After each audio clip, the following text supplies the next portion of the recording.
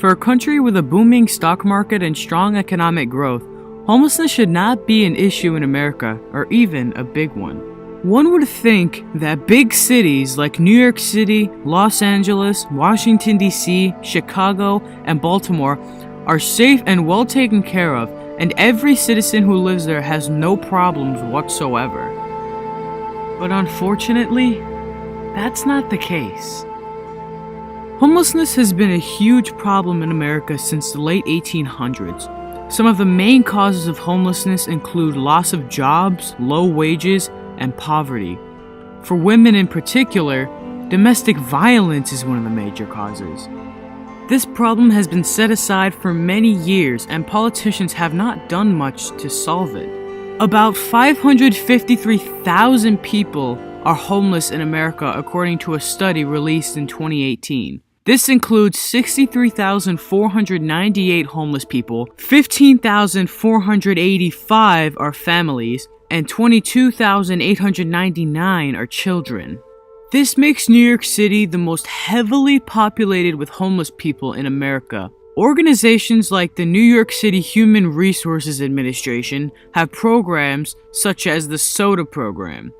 SODA helps move families out of shelters and into more permanent housing by contracting with local landlords.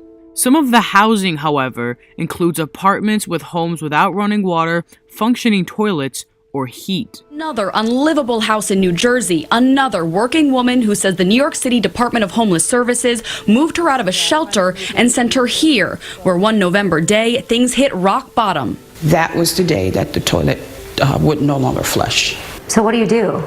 I used a bucket. These families say that they were in there for months trying to report the conditions to DHS and to the city, but were ignored. If they were trying to report bad conditions and our agency did not follow up, that's a problem, and people will be held accountable for that. This is all done on a voluntary basis. If someone says, I want to go somewhere else, and that's their desire, we're trying to facilitate that. That is not what at least half a dozen different families have told us. A lot of these families, though, say that they did not choose to go out of state, that they felt pressured into going out of state by DHS. I want to challenge that. No one's pressuring people, giving them an option. If they don't take the option, they remain in our shelter system. This comes to show that homeless people and their families have been pressured to move into homes with bad conditions. He also said that he would work to fix these problems, but no change has taken place.